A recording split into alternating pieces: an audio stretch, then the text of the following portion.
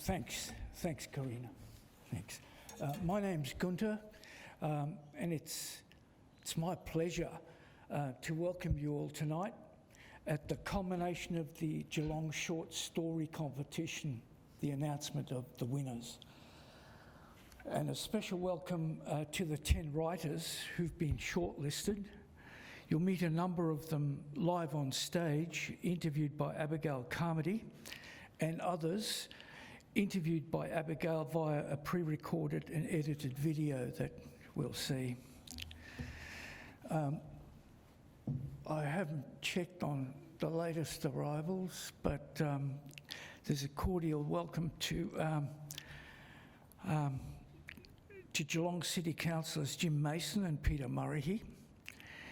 We have an apology from Councillor Sarah Mansfield, who tonight is busy interviewing Annabelle Crabb. I argued the priorities with that one. I also have an apology from Christine Cousins, our local MLA. She remains busy with parliamentary matters, but while doing this, she's also remained very supportive of Geelong writers and purchased a block of 5 tickets for her staff, who she assures me are interested in literature and certainly local writing. We have a late apology from one of our committee members, Claudia Collins. There is a musical folk fest on this weekend. I suspect there may have been other priorities there. Now, just a bit of brief background. The name Geelong means tongue of land in the Wadawurrung language, and it evokes the living connection to country and the cultural memory of the local Wadawurrung people. And we chose this name to honour their storytelling tradition for this competition. Now, we announced the Djillong Short Story Competition late last year, October, and called for submissions by the 15th of December. We will never do that again. It was just chaotic. Although, might I say, we will be running it again this year with a closing time of December, but there'll be an announcement a lot earlier. We're pleased by the response to this inaugural Writers' Comp. In that short time, we received 116 submissions, and they came from writers from all states and territories, and they were quality submissions. It resulted in a very busy time for 4 experienced readers over the festive season as they began the process of long listing and then to shortlist. And after that, we handed that final cut of 10 to Liz Monument for the final adjudication. You'll hear from Liz soon. I thank Liz for her generosity in helping Geelong writers by applying herself and her expertise and her international experience as a commissioning editor to the task that she had. I thank Victoria Spicer, Kirsten Lindros and Jean Pearce for their dedicated approach to pre-reading of submissions and the development of the shortlist. Remember, this was all done during the Christmas holidays, basically. That's when bulk of the work was started. Many thanks to Abigail Carmody for her excellent interviews with the shortlisted writers, the results of which you'll see tonight. And I remind you that they are the mere tips of the iceberg of the research and preparations that Abigail undertook to do this task. I want to thank Geelong West committee members, Jean Pearce, Claudia Collins, who's an apology tonight, Carol Hewlands, Joe Curtin, Danny Quinlivan, Fern Smith, and especially our Secretary Victoria Spicer, whose enthusiasm, talent and expertise has kept us on track with this initiative to broaden our reach to writers Australia-wide and to help cement Geelong on the arts and cultural map. Victoria did an exemplary job on the final edits of the videos you'll see. So thank you for all that extra work, Victoria. Now, last but not least, my thanks to Kaz Kopich, Jillian Elijah, and the wonderful team from the Geelong Regional Libraries Corporation. Without them, the calibre of this evening just wouldn't have been possible.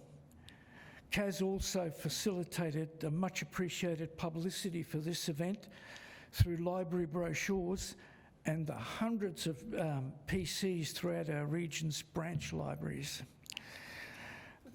That's it for me. I was asked to be brief, and there'll be members who'll say that's the briefest he's ever been. I will now invite Liz to come up.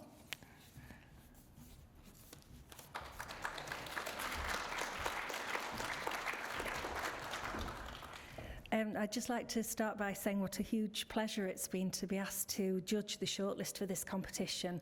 The talent was absolutely enormous, and it was very, very difficult to choose a shortlist, a winner and runners-up.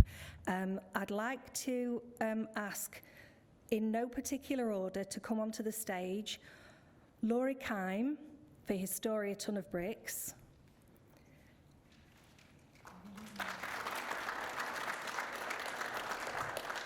Saraid Taylor for the face paintings,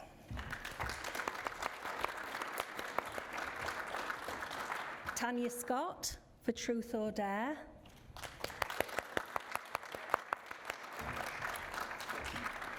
Yvonne Fain for Cadences,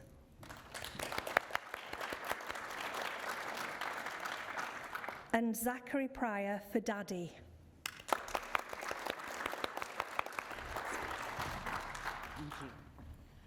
And the other shortlistees who couldn't be here tonight but are going to be interviewed on Zoom: Gail Beveridge, dragging at the door. Still give her applause. Jillian Hageners for Project Mercury. John Bradley, The Final Overture of Roy. Paulette Gittins, Milson's Point. And Roseanne Dingley for Vertical Hold. And now I'd like to introduce our MC, Abigail Carmody.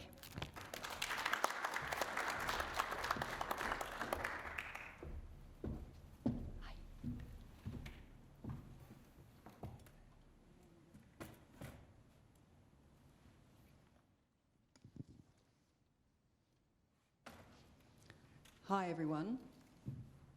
I'd like to acknowledge the Wadawurrung as the traditional owners of this land and pay my respects to Aboriginal and Torres Strait Islanders past and present and future, and those with us here today. It's a real pleasure to be here tonight with 5 of the 10 shortlisted authors. You'll meet the others, as Gunter said, on Zoom, and it was a delight to speak to each of them. The stories are captivating. They are humorous, confronting, poignant, unsettling, insightful, and fearless. I was deeply moved by each of them, and that's what good stories do. Good short stories do this on a very small stage with a small number of actors, and sometimes only one, and frame a moment of change in a very short time. And perhaps that's why short stories have increased in popularity, because it only takes a brief time to read and experience that moment of change. Or as George Saunders, the Booker Prize winner and writer, puts it, that what a good story says on many levels is that we're both human beings and we're in this crazy situation called life that we don't really understand a lot of the time. But stories can help us understand. At their heart, they are about the characters and their feelings and thoughts, and they can evoke emotions with us and give us deeper insights and into deeper truths. And this is what all 10 stories have done, all 10 authors have done so brilliantly, and I'm looking forward to talking to them further about it. So settle in and enjoy. We're starting with you, Laurie. Have you got the... I think it's on. Is it on? You press that button. How does that... 1, 2. Yes. Okay. Thanks, Laurie. So your story, Ton of Brinks, is a warm and humorous story and very heartfelt coming-of-age story. Your narrator is a lovable 15-year-old girl called Kim, and she speaks to the reader directly from her diaries. I love the first entry. I fell in love with her at the first. She says, first entry, today I saved a kid from a gang of bullies. She puts them in their place with her straight talking. You are all horseshit, all of you. Disband. Disband, she writes. Thank you, Frodo, for the words when I needed them. She's funny and she's feisty, she's brave and she's vulnerable. But she has a lot on her shoulders, doesn't she? Because her father died when she was young, her mother's an alcoholic, her grandmother, who she relies on, is starting to falter, and the pressure builds as she bears the burden of holding everyone up. So, Laurie, you mentioned that the narrator's voice radiated out of familiarity of place and this, for the setting of the story, particularly that first scene with the bullies, and it also came out of an experience that you had as a teenager. Could you tell us about what that experience was and how it evolved into you wanting to write a story about young people? Thank you, Abigail. The incident was true. When I was 13, I was rescued or protected by a girl 3 years older than me, who was feisty and funny and was reading the Lord of the Rings for the 5th time, and all that accorded very well with the teenager I wanted to be. And I would walk past her house every morning on my way to school, and it might be only a microsecond, but I would acknowledge the fact of that courageous moment of how she saved me. And I think it mattered to me then, and it mattered to me only a few months ago when I started the story. So that voice was there. But there was also something else going on too. I call them emotional nodes. They're those part of your mind. Well, every story has its own mapping, if you like, and there were 4 emotional nodes that I wanted to put together, and these sort of emit a sort of psychic energy of images and meaning. And there was 2 houses, the little greenhouse that she lived in. There was another one which had a rotting step, and I knew of the rotting step, and that became Grandma Mead's house. There was a brickworks, and there was a lethal bend in a suburban road. And what I had to do from that, once I started the voice was easy, but I had to connect those 4 nodes, if you like, of feeling with suspense. I had to make it suspenseful. And my definition of suspense is I reckon that suspense is actually a category of desire of knowing. So I had to build that, and the rest was really storytelling after that. It was a very even, smooth voice. So whatever that experience was, that saving, that rescuing of me, was as live in my psyche a few months ago as it was when I was 13. Well, it came across very, very strongly. Your narrator is really interested in words and language, and when she hears new words, she really grabs them and turns them over. Could you tell us what this says about your character and really how it helps, offer her something in the future? Yes, she's writing a journal, so what each of the journal entries do is they capture experience, but she's really deeply fascinated by rhetorical devices, and starts off simply. She finds out from an English teacher, Sister Madeline, what a pun is, then irony. And as I went through, I had to keep sort of grading these rhetorical devices. And the hard art of the story, I suppose, was she starts off simply, and by the end of it, she declares to herself, I am a kid of aporia, a loss. And she's in this terrible situation where her mum's just about to have shock treatment. And she suddenly says, by saying that I'm a kid of aporia, she said, you wouldn't believe how comforting that was. That idea that just knowing about language. Now, I would actually go as far to say that probably everyone sitting in this room has used literature at some time in their life to re-describe themselves, and I find that a really freeing part of what literature is. Yes, and it does help save your narrator too. And but things are pretty tough for her, and and the world around her is falling apart. And there's a really moving diary entry where she thinks about honour and self-esteem and risk-taking, risking yourself for something larger or for a way forward. What influence, like a lot of young people who are at a loss, someone comes along who sort of becomes a mentor, and her mentor was Sister Madeline. Could you briefly describe to us how she helped Kim in her way forward? Yeah, Sister Madeline is one of these fantastic, don't you? The light's on. Yes. Okay. It's one of these fantastic English teachers who is contagious in their enthusiasm for language and for literature. And I think we sometimes underestimate the job sometimes teachers do when they increase enthusiasm. Yeah, thank you. Yeah, thank you very much. That's much better. Yeah. So Sister Madeline, though, is something else. She's also extremely robust, resilient model for the girl, and she has a lot of expectations, and some of them are moral expectations. And I reckon expectations are silent motivators. And I think in many ways when I was writing this, that bond between English teacher and student was very much alive in my mind. And I'll just very, very quickly say this. I had an English teacher who read the national news on a commercial TV station who was having a little problem with alcohol because he had so much spare time and wanted to come back and be a teacher. He also used to act in small opera, and he had the most beautiful speaking voice. He came back and hadn't taught for 15 or 18 years because he was a celebrity in TV, and he just inspired all of us, the best reader of Tennyson I've ever heard. So I think there was a little bit of him in Sister Madeline.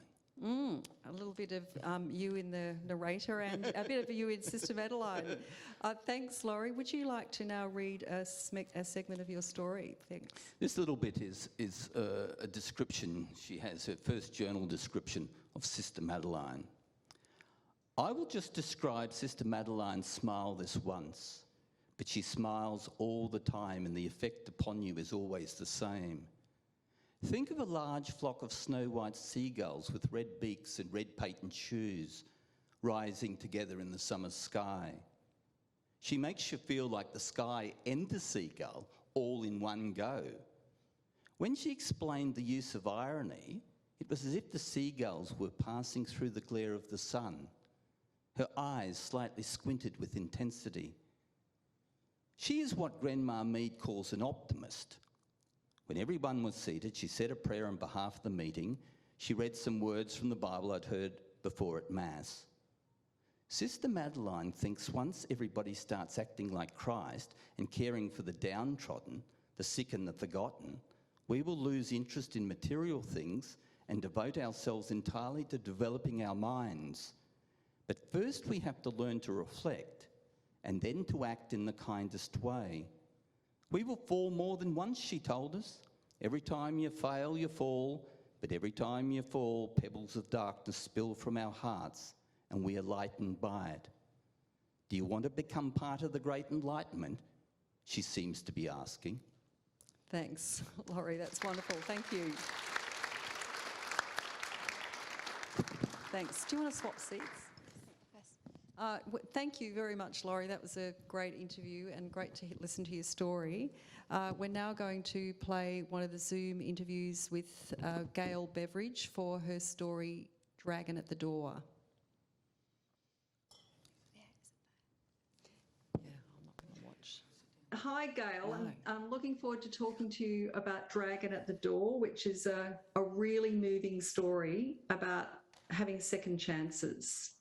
It also deals with major issues of family violence confronting our society, and it centres on two characters, Stacey, who's closed the world on a much darker world and who wants to start again and who wants to be safe, and Ian, alone, naive, and with the best of intentions. The other character in the story is the country community and the farm where Stacey finds herself.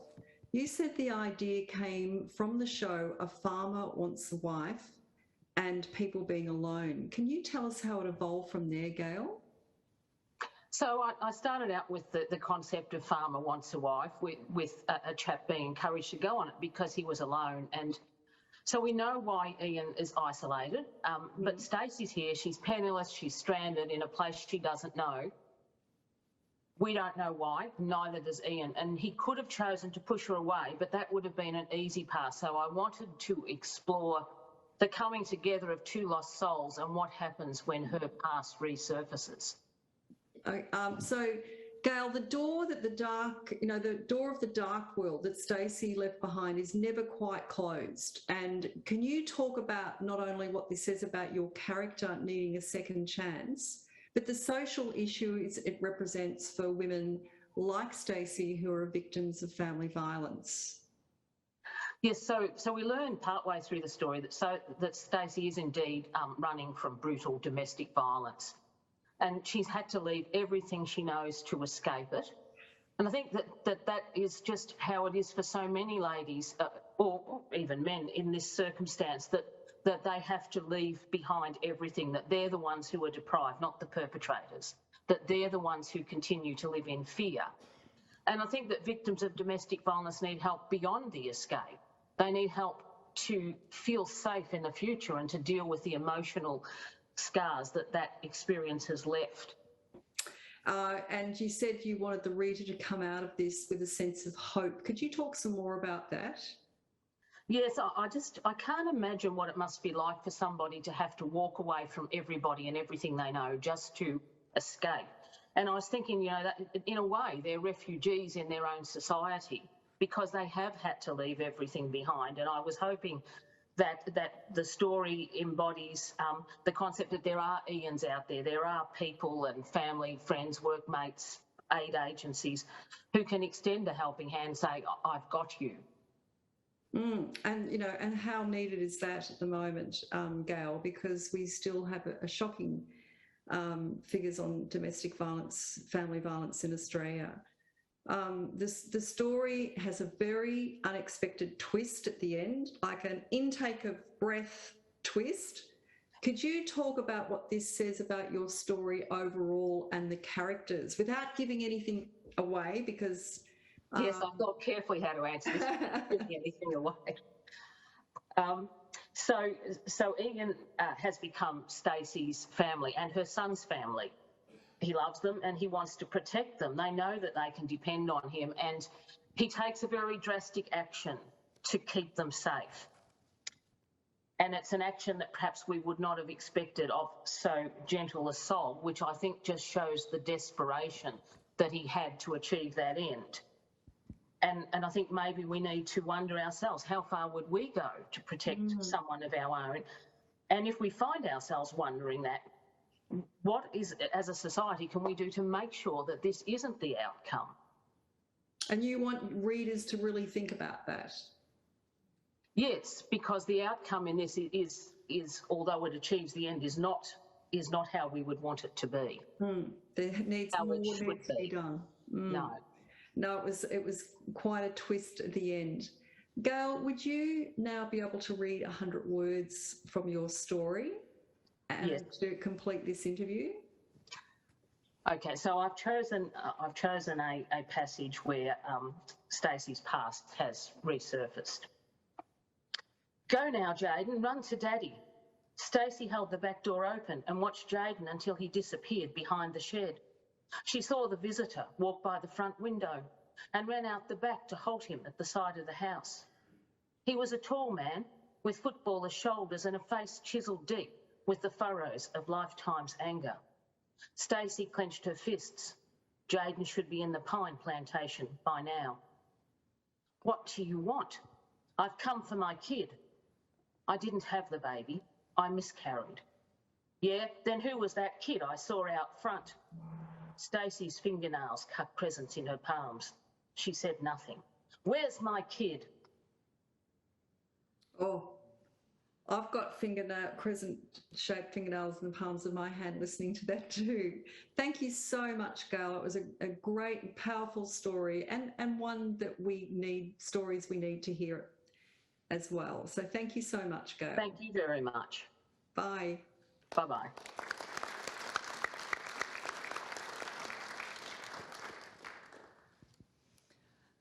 Hi, Sareed. Hello, Abigail. We've all spoken to each other on the phone, so it's nice to put a face to Meet the in voice. person? Yeah. Yes.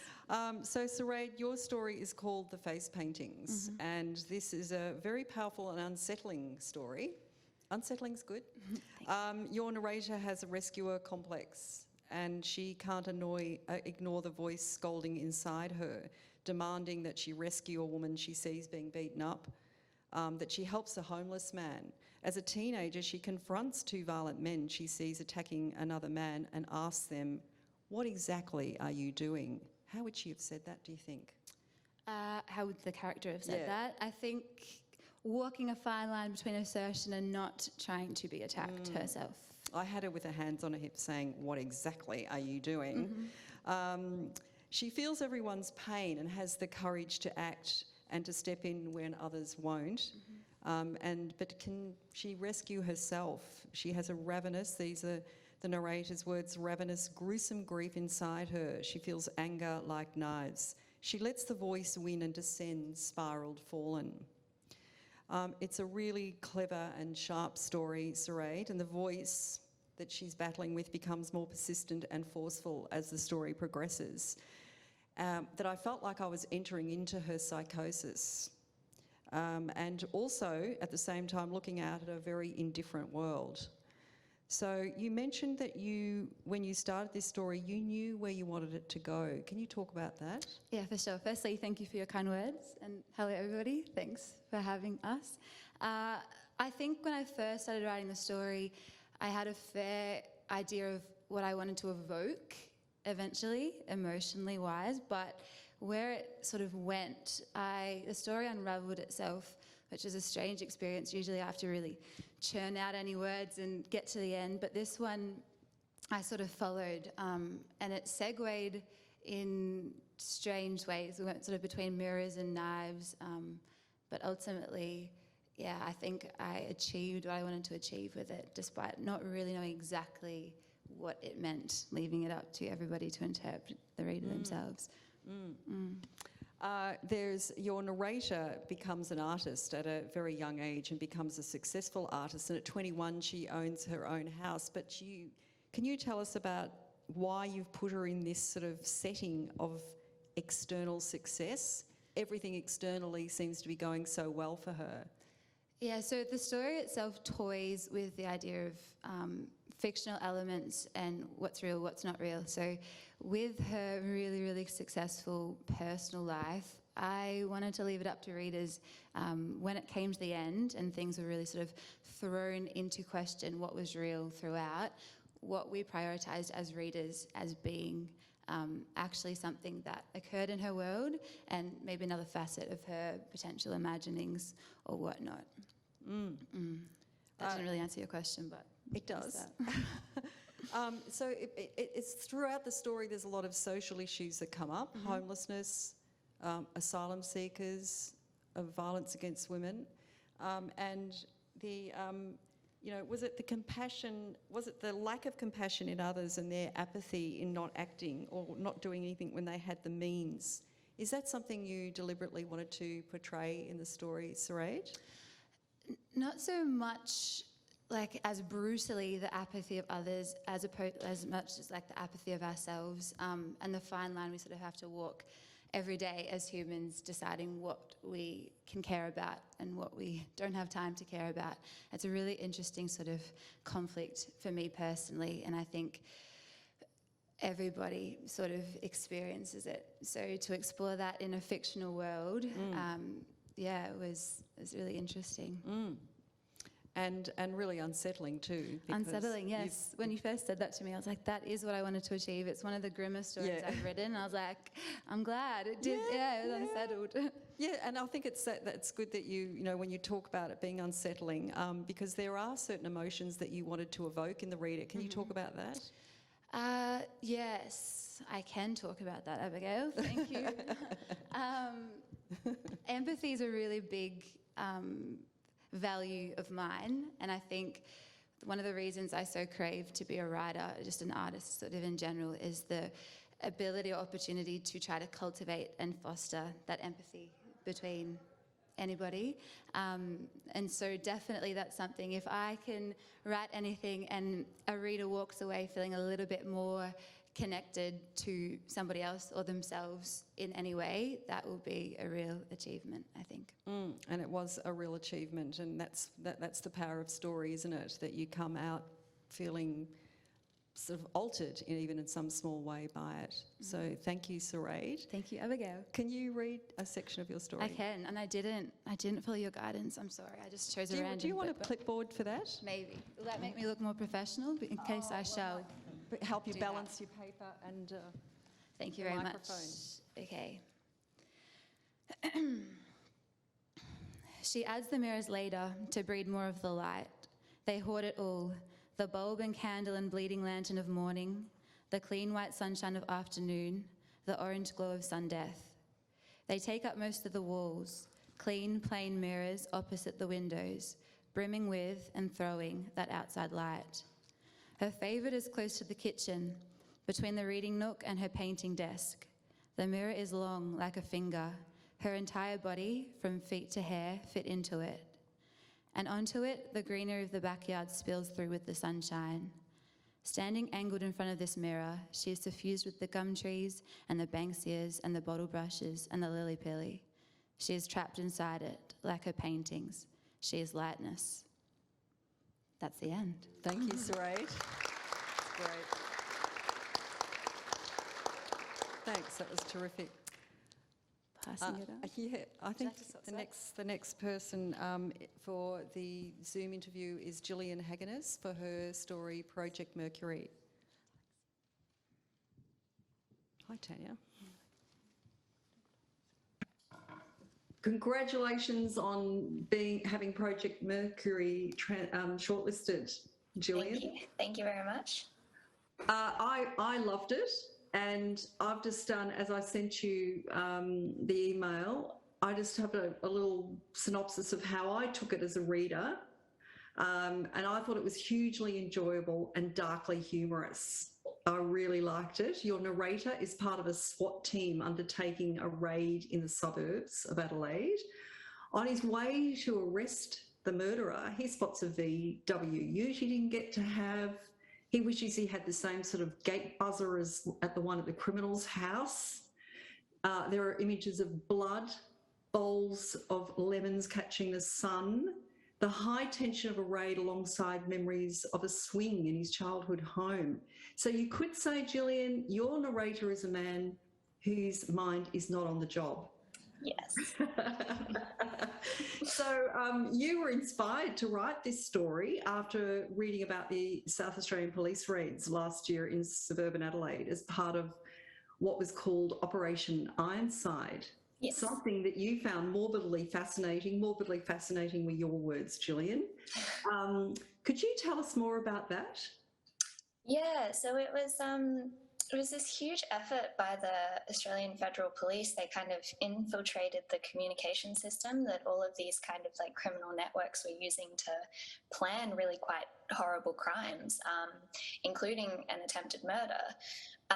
So at the time, after the raids, the local newspaper actually published this full list of first names, last names, ages of everybody who was arrested, what they were arrested for, and most interestingly to me, the suburbs that they lived in. And I found myself kind of like poring through this list, looking for somebody who I knew or like my suburb, and was kind of like, why am I so like morbidly fascinated by this idea that sort of like, you know, you can have criminals living in ordinary suburbs next to ordinary people and just not even know about it. So yeah, it was definitely something that I was like, well, I should probably write about this. So that kick-started you, and you called this genre Suburban Gothic, Jillian. Yes. Could you define Suburban Gothic and how it influenced the way you approach this story? Yeah, so I think that the best way that I've heard the Suburban Gothic defined is as a Gothic of the everyday. So it sort of, it plays on suburban tropes, and it kind of probes the suburban experience, looking for those kinds of cracks in the veneer, I guess you would say. Kind of, you know, going underneath the mask of what's ordinary and what's mundane, and looking, like trying to find those kind of fears and anxieties. And this whole idea with Operation Ironside, this monster next door, I think is a very Suburban Gothic idea.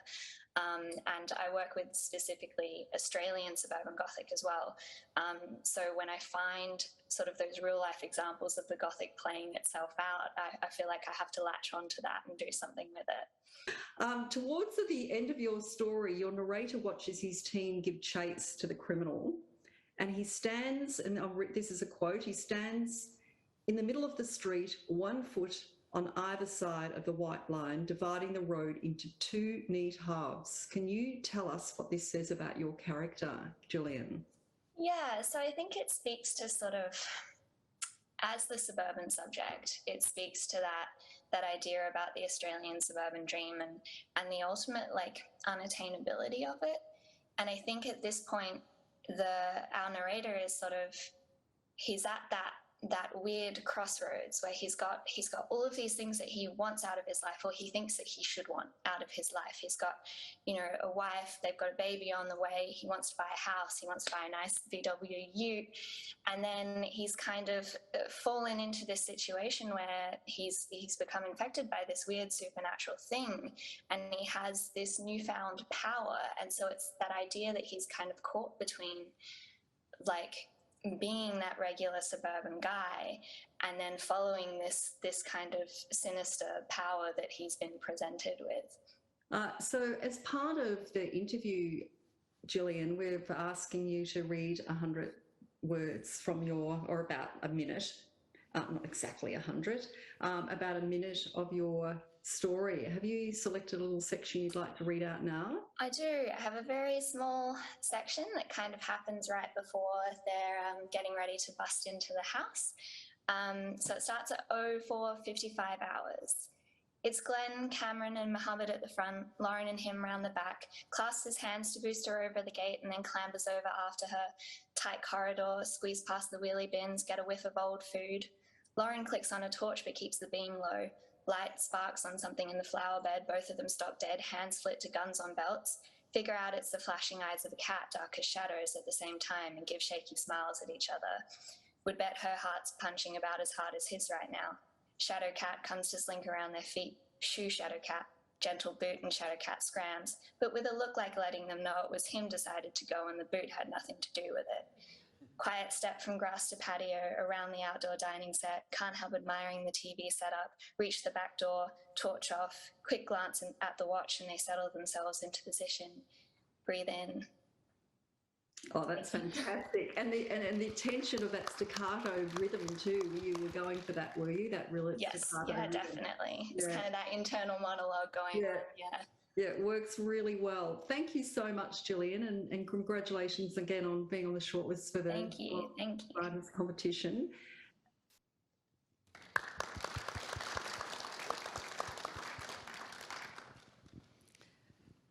Tanya, hello. Is this on? Yes, it is. Yes. Hi, Tanya. Hello. Nice to meet you. Truth or Dare? Truth or Dare, it's a transformational story, I would say. Would you agree? A transformational story. It's set on a surf beach, and your character, Eva, fear curling in her belly, is having second thoughts about why in a flirty moment she asked Josh to teach her how to surf. He's not even her type. He's unquestioning, he takes life as it comes, and unlike her, he doesn't overanalyze anything. Eva dives into the cold, wild sea and waves come at her one after the other. The ocean doesn't give her time to think. She's out of her depth and she's swallowed by a huge wave and struggles and gradually drifts to the bottom of the sea like an autumn leaf floating to the ground. She's starting to drown. You said this story came out of living by the sea, where the surf is often more powerful than it looks from the shoreline. And you can easily get out of your depth when you go in there.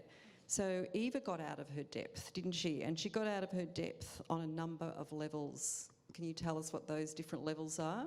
Yeah, sure. I think the character Eva is out of her depth from the very beginning. She's a character who basically lives in her head, so she's constantly ruminating about things, trying to figure everything out all the time. So her life is all around a feeling of perhaps not belonging anywhere that she is in being not necessarily comfortable in her body, not comfortable in company, not very convinced of why she's with Josh in the first place. With the sea, so definitely yes, when you look out from the beach, and I live near the beach and I walk on the beach a lot, and you can look out at the sea and you think it looks nice and calm and it's quite pretty really, and then when you're in it, you can walk out into the waves and all of a sudden you're swept up off your feet and you're in 3 metres of water before you know it. So she's definitely out of her depth in that way. She's really out of her depth. Made me really scared to go into the surf, I have to say, reading that one. There's really beautifully written passages about the ocean and the life force of the ocean. And I was just wondering, whether you're these enchanting descriptions of nature, because your character lives so much in her head, were as much for her as they were for the reader. Yeah, I think that's a really good observation. Thank you. I'm glad someone's read the story. So I think Eva is seeing the sea and the beach with that sort of beginner eyes, so the beginner mentality. So she feels everything with all of her senses, so she's not taking anything for granted. So I think a lot of us would probably walk on the beach and we wouldn't notice as much as what Eva was noticing about what's happening on the beach. It really takes her out of her head, and it really brought me the experience of the way you described Eva brought to mind something that Tim Winton said in an interview about surfing. He said your mind and your body shrink down to something almost copper wire when you're deep and you break through into some other kind of existence. If this was Eva's experience, what was the copper wire and what broke through? I love the idea of the copper wire. I like the sort of the metallic sparkly thread idea. I think that's, but I think it's probably her basic essence. So just, who she really is underneath all of her doubts and insecurities, like who actually am I? Which is, it's a question that's been asked a lot, right? But I think that's really what happens for Eva when she's in the surf. And questioning what she's doing there. Yes, as a reader, I felt like I was under the water the whole time, and when I broke through the surface, I was. What did you want your readers to feel when they did finally, with Eva, break through the surface and gasp for air? Relief. I think, I have to admit, when you start writing a story, you don't necessarily have an aim in mind. I think it sort of comes from a series of images and perhaps some ideas, and then it has to sort of draw together into a cohesive story. And I think, there were different ways this story could have gone. I think we talked about this. Yes. There are different ways that this could have gone for Eva. I think at the end of the day, this is a story about two people who are very different. On the one hand, you've got a very happy-go-lucky guy who takes everything as it comes, and he's pretty unfazed by life in general, doesn't think about it too much. And then you've got Eva, who is the exact opposite. Everything she's doing is this real search for truth and definition, and why am I doing this, and a bit stuck in her head. Yes. And I think at the end of the story, perhaps an idea that you don't have to be one or the other, that you can actually, human beings can be quite nuanced and not black and white. We have different parts to our personalities, and different contexts that we work within. Yes, well, you know, we had a great conversation on the phone about that, and I know these interviews are limited, and I know that a lot of people that I spoke to had bigger stories, that these came out of bigger stories, and you had to pare back on all the background story, and because you had a whole backstory for Eva that you just had to pare right back, so you had to do it through just throwing her in the deep end, didn't you? Poor old Eva. Poor Eva. So can you read out a section of your story, sure. please? This is the section that you suggested, so I've been a good girl and I've done what I'm told. And I will put my glasses on. Excuse me. So this is the section where Eva's basically been dumped by a big wave, and if you've ever experienced that, then channel that now. As though she's in a washing machine full of foam, she can see nothing. The rushing in her ears amplifies her thumping heartbeat. Her lungs burn within seconds as panic drives her to breathe. She gulps a mouthful of salt water and gags, and still she's tumbling, somersaulting. Any sense of up or down, of position in space is lost, as though gravity has paused, as though even the laws of physics have abandoned her. She throws out her arms in a blind attempt to arrest the movement. Her hands touch sand and she clutches into it. The certainty of knowing she's reached the bottom is welcome after her reckless descent. She can fall no further. Her rational mind urges her upwards, but her body disobeys. She settles onto the sand face down, like an autumn leaf floating to the ground. Here under the waves, the water barely ripples. Her eyes rest closed. She presses her cheek to the sand. Thank you. Thank you. Thanks, Tina. I'm glad I wasn't the judge. The next one is John Bradley, The Overture of Roy. Congratulations on your story, The Final Overture of Roy. I really loved it. It was a story full of energy and dialogue and fast-paced dramatic scenes. And your characters, Roy and Jack, are living on the edge. Your story deals with a number of issues, John, including homelessness, the concepts of freedom and the pressures of family. And there are a lot, for me anyway, a lot of really laugh out loud moments. I love the humour in this story. Roy and Jack live in a collection of stainless steel modules, shopping trolleys. And your narrator says, if more home buyers considered mobiles like we have, it'd take a lot of heat off the market. But at the same time, as a laugh out loud moment, it's incredibly sad too. So it's an uncomfortable sort of laughter.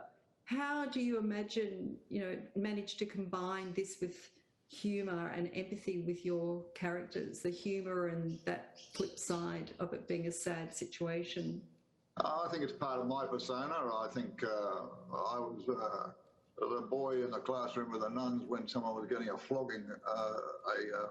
A wry smile would come across my face, and I'd be the next one getting a flogging. But I'd see the humour, and I'd see the terrible tension, but I also see the humour. That's just how I see the world. I can see the flip side. I sort of see the flip side of the world as well. And gradually, as it emerged in the 70s, the dire straits that were going on with people's lives. And yet we were tending to ignore it, like things like $950 billion worth of wealth in the United States is owned by 1% of the population, that sort of thing. And then you go through San Diego and the back sections of San Diego, and people are actually living in shopping trolleys arranged, much the same as Roy and Jack have got. But they start off sort of very early in the piece. So that kind of, it's like a comic relief, if you like. A comic relief's a good way of describing it. Yeah, it is. There's a lot of humour in it. It's not easy to write humour, but it seems when I'm reading yours, it comes naturally. You don't sort of seem to have had to think, I'm going to inject humour in this story. It does seem to come out naturally. Your narrator says that with Roy, everything is largely operatic, which sets the scene for the operatic scenes that follow.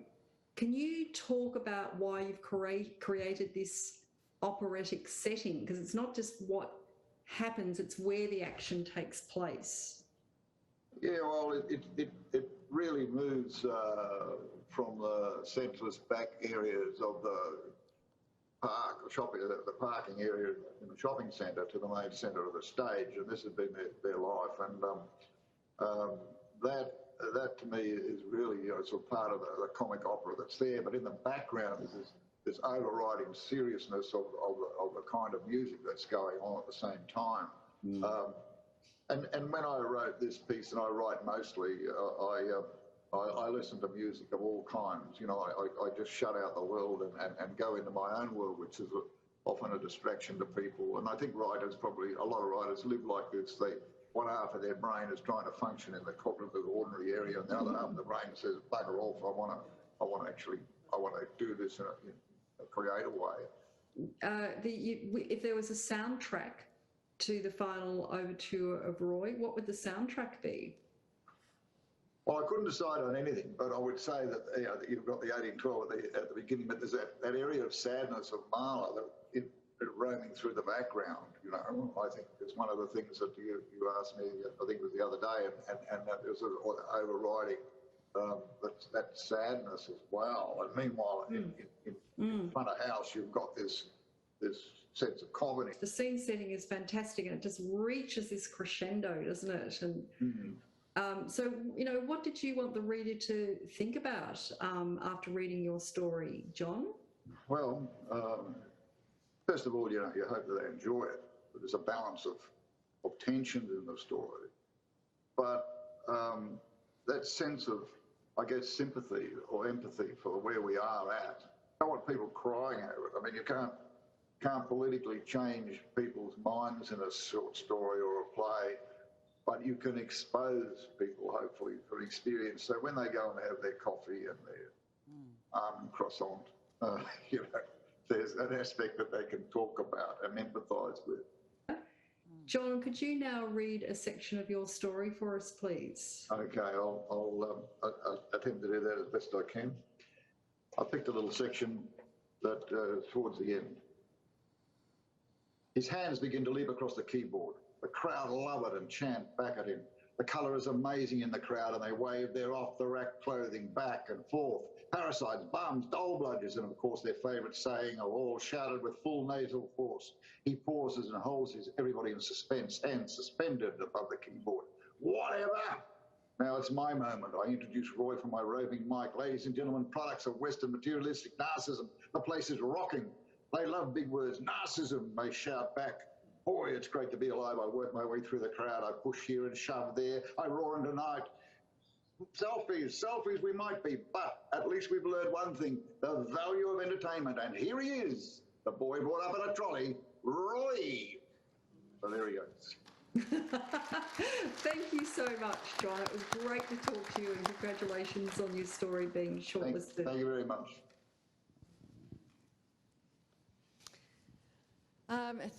Now, Yvonne. Hi, Yvonne. It's nice to see you, meet you in person. Cadences, beautiful, beautiful lyrical, rhythmic musings of your story. They really read like a series of sonnets, really, like a truth-telling. And your narrator traces the songlines of her Jewish heritage as she treks north of the Alice towards Black Tank Boer on someone else's land, questioning why she's trying to connect to a landscape older than Jerusalem. It's a non-linear story that takes the reader to the history of time, the Holocaust, her Holocaust survivor parents, the numbers killed and the wasted years of life taken away. Yvonne, you wrote this story in honour of your mother, who was a Holocaust survivor. Can you talk about that?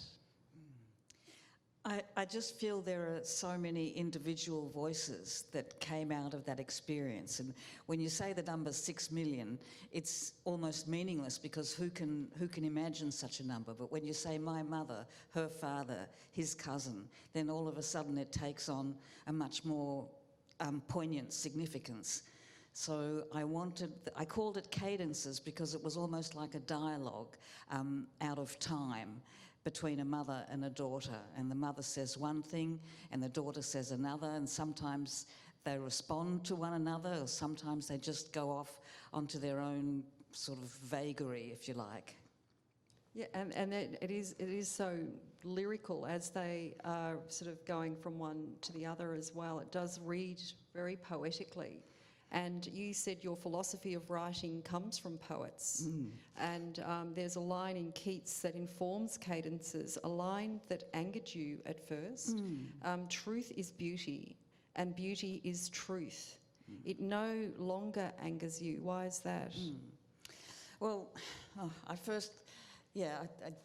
read the whole thing because much as you said it, but beauty is truth, truth beauty, that is all you know on earth and all you need to know.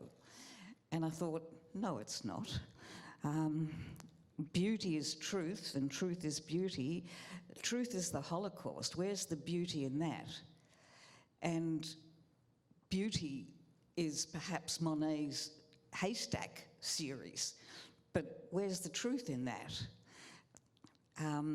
But in the end, and it took me a while to come to the notion that if one can tell the truth, it has an intrinsic beauty.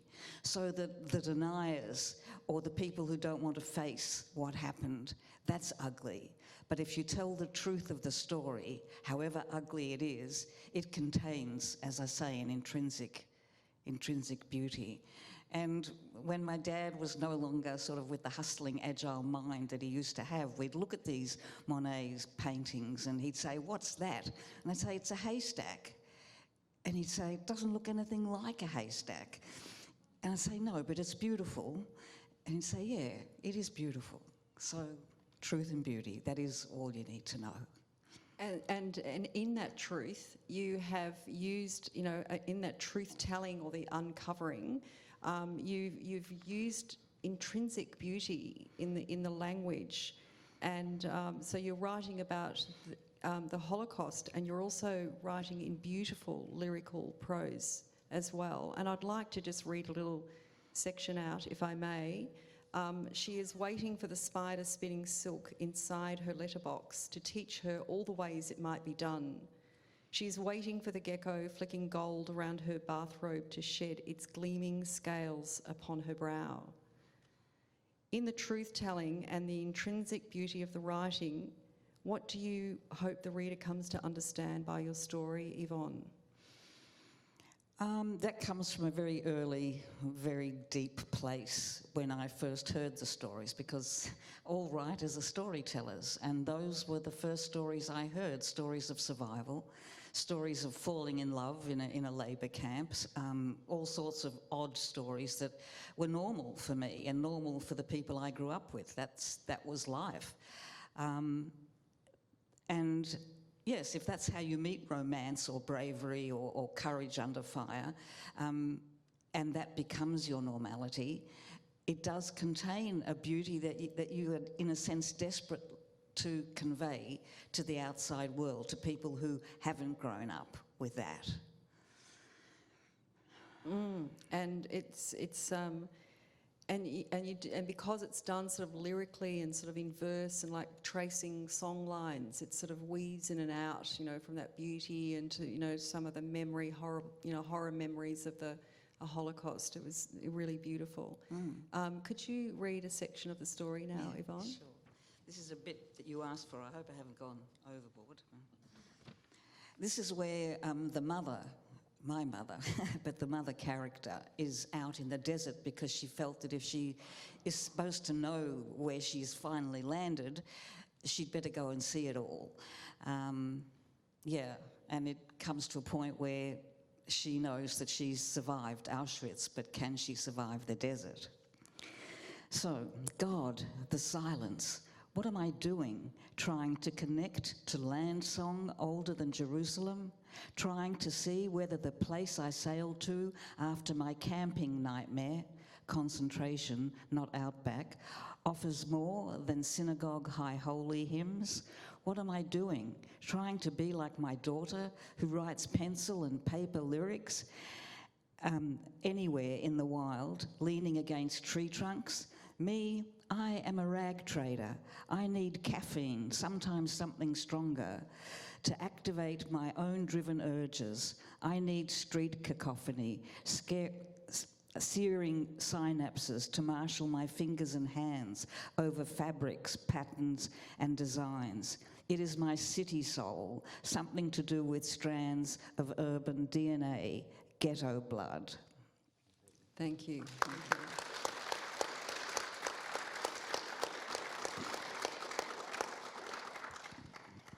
See what I mean by them all being so deeply moving?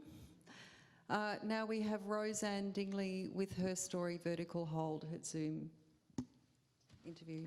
So, Paulette, let's talk about Milson's Point. Yes. It really has a captivating start. I remember, reflect on this as I am sinking.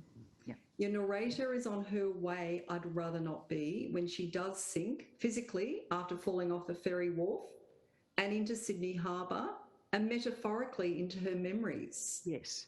Interspersed with the threat of her drowning, we are taken into a series of her childhood recollections. They are beautiful reflections, Paulette, as we journey with the character struggling in the water, oscillating between remembering from her child's self's point of view and her adulterated mind. We move towards a revelation, a change, a perception of a lost loved one. Yep. There was an incident that prompted the telling of this story. Paulette, could you tell us what that was? Yes, certainly. This was an anecdote, basically, from a friend who told me about a friend of hers who had actually fallen off the Milson's Point ferry. And she was in the water between the metal platform that comes out from the ferry to just, build a bridge between wharf and ferry, and she fell between the metal platform and the actual edge of the wharf. Now, that's only a few feet, but it would have been a most terrifying, horrible experience. Apart from being soaked, it'd be pretty filthy and grotty. And I just thought to myself, this is worth writing about. And I had been trying to write a story about what else happens in this short story of mine. This person goes to a funeral and she's recollecting her childhood experiences with her sister. And I thought, this is a kickstart to the story itself. I might put this in. You know the old saying that when you're in some frightening situation, your whole life flashes before you. Well, I've heard people say that to me. That chap I know fell down a mountain in the snowy mountains, and he said, I was rolling down this hill and everyone was up there looking down on me, and I thought, oh, well, this is it, and I thought about my family. So maybe this is true. Maybe, you do kind of go back and look at things, review them very, very quickly. But of course, most of us thankfully get rescued. But I thought this was actually a rather good way to start the story. And so therefore, it's really the foundation. It's the bulk of the narrative is all about childhood memory. A lot of people say that when you write about Sydney, you often bring in the water. And water is so conducive to memory, isn't it? It's conducive to memory, and it has metaphorically, of course, or symbolically, water is a cleansing symbol, isn't it? Or a symbol of progress or of moving forward.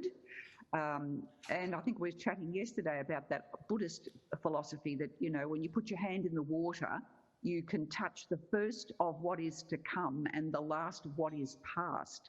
And I was thinking about that the other day when I was just rereading the story, that, what my narrator is doing is just that. Exactly that, yeah. Yeah.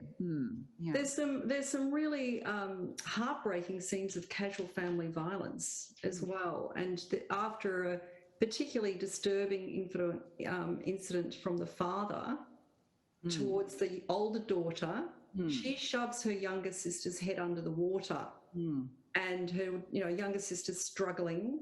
But as a reader, I felt sorry for the older sister holding the younger sister's head under the water.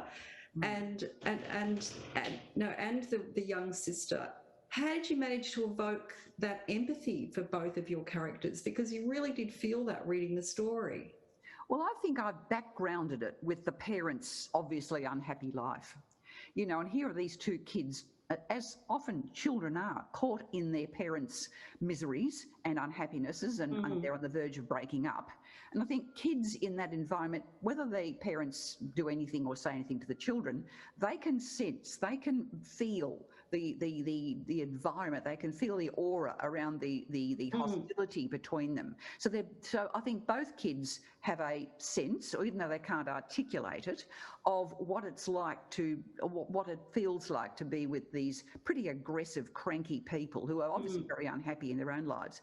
So I think that, you know, the there's a very tense atmosphere in the family, and because Jane gets, my narrator gets a smack from her father, and then I think it's almost like a moment of what they would call temporary insanity or uncontrollable impulse. The Americans use it, and she just shoves her sister's head underwater. It's almost like a kick the cat syndrome. You've been mean to me, I'll be mean to you. Yes.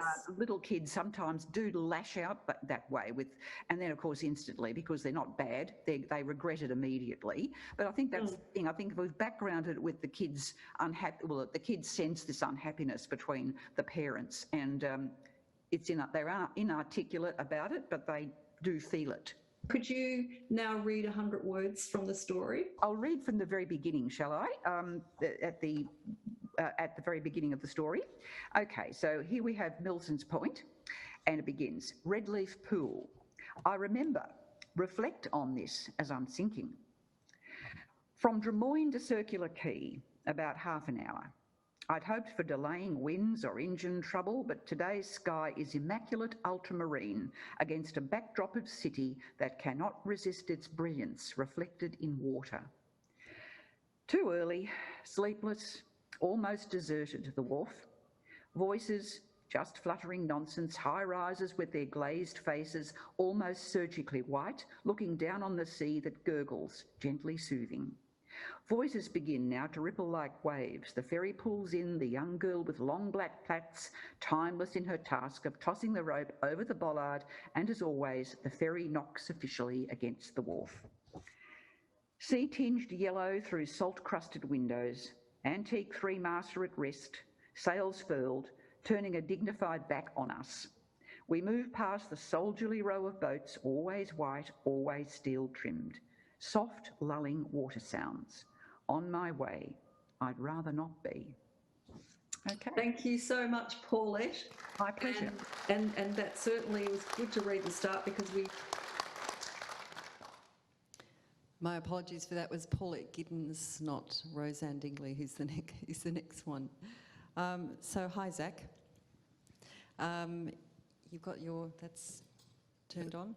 Yes, it is. Okay, your story, Daddy. It's a fearlessly written story, and very powerful and confronting. So to escape the disinterest and neglect from his father, your narrator leaves the simplicity of life in New Zealand, and these are your words of fruit tasting of summer, and the love of his mother, and he heads for Melbourne. He's lonely and lost. He's an outsider in the city. He misses his mother. He begins a gay relationship with Brenton, whose broad shoulders remind him of his father. He falls under the spell of his new lover, and a life of decadence is unlocked. The narrator becomes his property. The sexual and physical violence increases, and the psychological hold intensifies, and he longs for home, but he is trapped by, as you described, a man whose heart beats twice a day. That gave me shivers. You said that Daddy was an urgent and necessary story to tell, Zach. Can you talk about that? A lot of what I was writing, I just recently read Jess Hill's See What You Made Me Do, and that really shone a light on domestic violence and sort of how endemic it has, and it's got such a chokehold over Australia, but there hasn't been much of a conversation happening around gay male violence and the relationships that a lot of young men find themselves into. And so I wanted to sort of look at, toxic masculinity and the questions around that. And so my character, who's remained anonymous, he doesn't have a name through the text, which I thought was really important because I wanted the reader to see themselves through the story.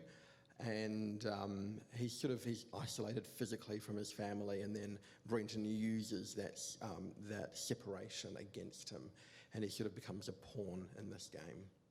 And does that relate into, you said you start a story with a question in mind. What was the question you started with this story? There were several, and at the start of the story, I was listening to George Michael in one of his songs. He's got, sometimes the clothes do not make the man. And I thought, let's dig a little bit deeper. And it was definitely the dark winter of 2021 in Melbourne, where we were stuck inside the house. And I thought, we don't really want another pandemic story because everyone's writing pandemic stories, but the themes from the pandemic around isolation and being locked in and being separated from your family are still really important parts of the human condition. And so I wanted to explore that through this piece. And you really got that sense of being trapped, the narrator being trapped. I was really interested in the fairy tale approach that you took for the piece. Bluebeard in particular. Can you explain how the illusory traps of happiness in the tale of Bluebeard has been recast in a contemporary setting for the narrator? Excellent.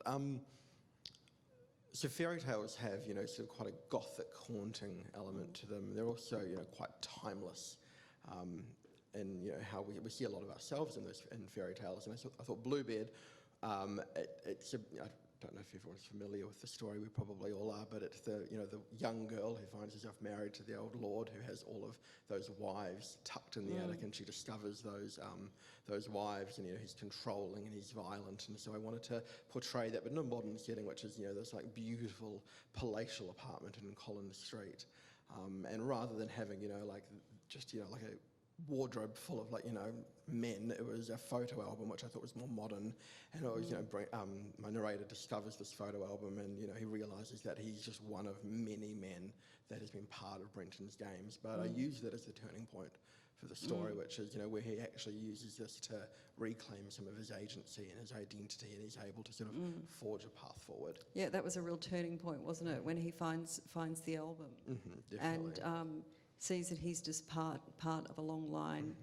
And that sort of, well, we won't say any more because I'll just give it away. You said you wanted readers to have a better understanding of gay relationships and the different power dynamics within them. Can you talk about that, Zach, and what else you wanted the reader to take away from this story? Sure. So the title Daddy came from both sort of the central themes around fatherhood and, how much does a father figure, the neglect that he's feeling from his own father, but then, the sort of the initial comfort he feels from Brenton. And so daddy's also a colloquial term within, gay circles to describe sort of like an older, maybe a certain silver fox, as you'll discover in the words. And so what that doesn't take into account, though, is the almost predatory nature that the term daddy could hold. And so I want kind of the readers to take away, I'm so surprised I'm on the stage because it's a pretty unflinching, quite graphic story. But that was really urgent to me, and I really wanted to tell that story from that perspective, that, this could start a conversation around gaslighting, around coercive control, around privilege, and around cruelty. And it does that very powerfully, and that's why I said it was very fearlessly written, because it's you didn't hold back. You really did explore those issues very powerfully. Could you read a section of the story now, Zach? Thank you to whoever printed this off. I do not have access to a printer at home. I'll do something different than what I was planning. There were more oranges in the fruit bowl next to me. These fiery, fleshy suns reminded me of home, the tip of the North Island in New Zealand. If only it curved towards Melbourne and the bridge connected us, I'd run. I was in too deep with Brenton now, but how I craved for the simplicity of my boyhood and the fruit from my mother's orchard, the lemons, the pears, the apples, the oranges my brothers and I would steal, clawing at the waxy peel, tasting like summer, surreptitiously spooning mum's marmalade, jams and jellies. How I longed to return to the life I once shunned. Thanks very much, Zach. Let's put that down on the ground. And the final Zoom interview is Roseanne Dingley with her story Vertical Hold. Roseanne, hi, and thanks for making time to talk about your beautiful story Vertical Hold. It's a really deeply felt story of one woman's invisibility. Your narrator is not seen by anyone or acknowledged. She says, No one remembered her anywhere. It was a rare neighbour who remembered my name.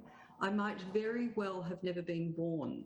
One of 4 girls, she's the one who doesn't make a fuss, a noise, goes quietly about keeping everything in order in the house, unappreciated, unnoticed and unloved. She's left to look after her controlling mother. You said, Roseanne, that you write for women. Could you talk about Vertical Hold being written for women and about women? It happened a few years ago. When I was younger, I wrote a lot from the male perspective and wrote thrillers and mysteries and car chase books because I knew a lot about men since I had never lived with a woman. And you do get to know a lot about men from relationship to relationship. However, I then had a daughter and I discovered young women and girl children, and it was rather wonderful. And she taught me a lot about life and women and men and everything, a very perceptive young woman. And from that point onward, because of my changed perspective, I could see the world through a different lens. And I experimented with writing about women. And my first book of that nature, I think, was A Funeral in Fiesole, which is one of my favorites and one of my most popular. And this story is a more recent story coming from the experience of learning how to write from that perspective, because everything, of course, is a learning curve. And my admiration and my understanding and my ability to view women has changed, improved because of what I have learned. And my writing, as a result, even in little stories like this one, has taken a turn for the more mature, not only because of my age, but because of my changed experiences. Oh, that's a great answer. And so you're making women visible by writing about and for women too. Your narrator does try to be noticed, though, Roseanne. How does she try to be noticed? Well, she tries not to rock the boat, but she does things without, she doesn't like to ask for things because there is other conflict and other changes in the house that she would rather not add to. So keeping in the background, she wants attention but wouldn't like to make too much fuss because there is already too much going on. There's too much loss and lack of attention and control from the mother, who seems to want to be in charge of everything because, of course, she doesn't have much control over 4 daughters who are going to grow up and go away. But this girl, in spite of being the least loved, she thought, was the one to stay on and look after the controlling mother after everybody else had gone. So, Roseanne, that's beautifully spoken about. Thank you so much. And could you now read a section of your story, please? Certainly. I have picked a piece that we haven't spoken about, and that's the father. Because, of course, if you have 4 daughters, there must have been a father. Yes, that was a funny line, that there must have been a father featured at some point. There must have been somebody to do all that. So I'll read these 100 words and leave you with it. And thank you for the opportunity. It's fabulous. Our pleasure. Yes, you must have wondered whether there was a father in the picture, which inevitably there was, for 4 daughters to even stage an appearance. Donny Edgerton, lean and inconspicuous, affectionate and patient, nevertheless had 3 very visible daughters, and me. And Lottie was his favourite. No one knew what happened to him after he went out for cigarettes one May evening, failing to return even after the long twilight, after the dark settled and the spring chill rose from under the jonquil bulbs he tended, after everyone forgot it was my birthday, after the half-hearted searches and inquiries, after questions stopped being asked, perhaps that was when everything hardened or softened and turned to rot, slow rot. But how was I to know? I was 7, and little Lottie barely out of nappy. Thank you so much, Roseanne, and congratulations again on being on the 10 shortlist. That concludes all the interviews, and now we have Liz Monument coming to the stage to announce the winners. I'd like to say again how difficult this was to actually choose.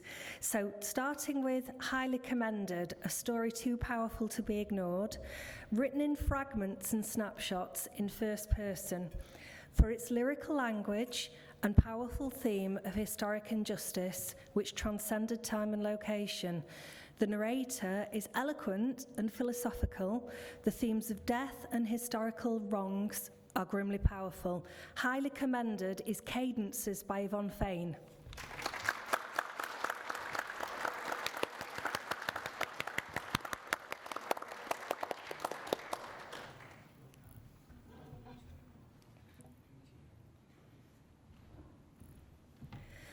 Third prize, for its flashbacks of 2 lifetimes unravelled side by side, the theme of the sea, the pathos of family life, its strong and evocative prose, and again its inventive form in fragmenting and snapshotting life into miniatures.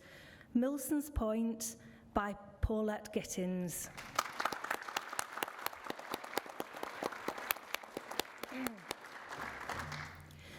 Joint second, a third-person present tense narrative written as a continuous episode, which is the kind of structure as a reader that I really do enjoy. Often short story writers use a pastiche technique, which doesn't rely on sustained narrative, so it can be refreshing to read a traditionally structured story, which doesn't move around in time or focus. A seemingly simple trip to the beach, which became a potential life or death turning point for the narrator. Truth or Dare, Tanya Scott.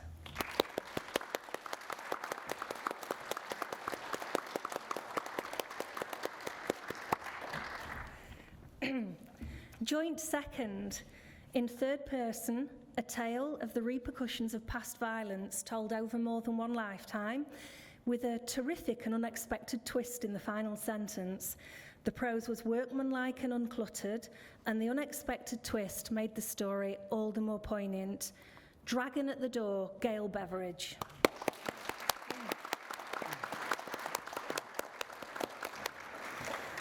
And finally, first prize, a clear winner for me, a first-person account of a young man's life and his decision to take ultimate control of it for himself. Another sustained narrative which followed a clear timeline. This story used raw language, powerful imagery, and featured a satisfying conclusion to a tale which could have gone badly wrong for the protagonist. What hooked me into this story was its candidness, its casual brutality, and the final decision made by our brutalised narrator, which ultimately set him free. Daddy by Zachary Pryor.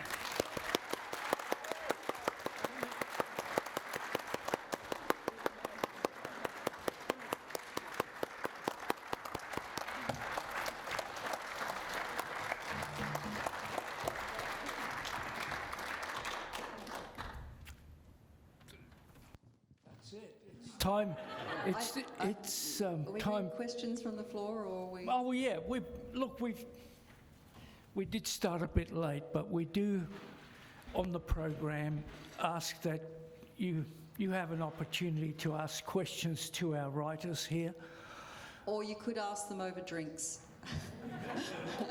Well, let's try it for at least 5 minutes before we have to leave.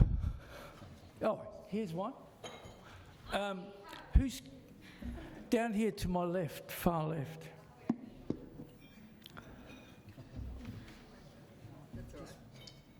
I just wanted to know where the stories will be available to read. Ah, yeah, a very good question. Look, I've read them all and I want to see them in print. So the next phase, with the permission of all the authors, the next phase is to develop a budget so they can be published. In what quantity we've yet to work on, but there is a very supportive committee, all right, who really want to take that next step. And I'm sure that with all the publicity that the City of Greater Geelong is getting through this prize, this competition, I'm sure they'll come on board and support us financially, yeah. And you can tell just from tonight, the budget was blown because we had 2 second prize winners. And we were not going to divide the prize money among them, so they each get what they thought they were due, all right?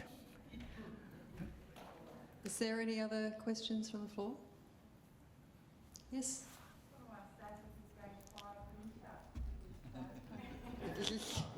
I mean, I've worked from home for the last 2 years and I haven't had a need for one, but now I'm able to go back to the office, so I really will be able to print off things and actually properly edit my stories. Any other questions from the floor? I think they're all keen for a wine, a beer. Thanks so much for all your interviews. It was really delightful.